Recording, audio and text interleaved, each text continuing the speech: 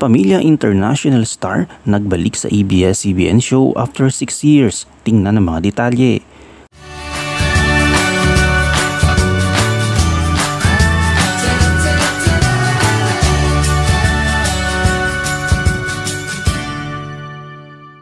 Nagulangtang ang mga manonood nang bumalik si International Kapamilya Star Sandara Park sa It's Showtime.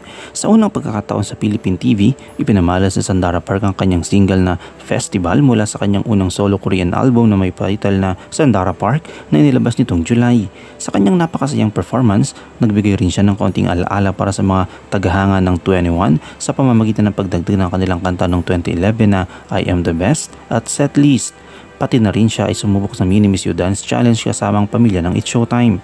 Sabi niya, I was really looking forward for this moment na babalik ako sa It's Showtime. Ayon sa kanya, 6 na taon na mula nang huling mag-guest siya sa sikat na noontime show at sobrang mainit na tinanggap siya ng mga host. Personal na pinahayag ni Ann Curtis kung gaano siya ka-miss kay habang tinutukoy naman ni Kim Chiu at Bong Navarro kung gaano pa rin ito kabisado ang pagsasalita ng Filipino. Kinumpirma niya, sabi niya, syempre, nang tanungin tungkol sa kanyang nararamdaman sa pagmamahal ng mga Filipino fans sa kanya sa buong mga taon, sinagot ni Sandara at sinabi, kaya mahal na mahal ko ang Pilipinas at dito ako nanggaling, diba, at lalong lalo na sa ABS-CBN. Nandito sila since nung Star Circle Quest. Hanggang ngayon, nandito pa rin sila. 20 years na kami, diba? Maraming salamat sa inyo.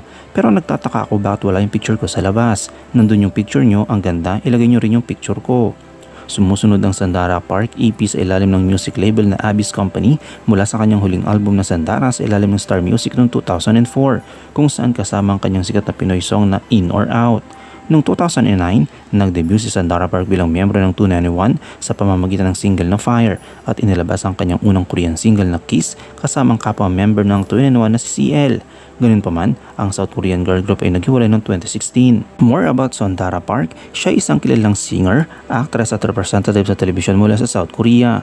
Sumiklab siya sa kasikatan bilang kalahok sa Star Circle Quest noong 2004 pagkatapos nito ay nagtagumpay sa Pilipinas bago bumalik sa South Korea noong 2007. Bilang member ng 2NE1 noong 2009, nagtagumpay sila bago mag-disband noong 2016. Isa sa Sandara Park sa mga popular na Korean celebrities sa Pilipinas at naging bahagi ng Korean wave sa bansa. Noong 2004, inilabas ni Sandara ang kanyang EP na Sandara na naging platinum sa Pilipinas.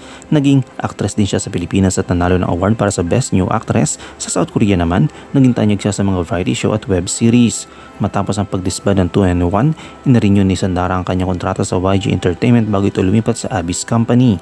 Noong July 2023, inilabas niya ang kanyang unang album sa South Korea na may digital EP na Sandara Park kung saan nagmula ang kantang Festival. Anong iyong komento kaugnay dito?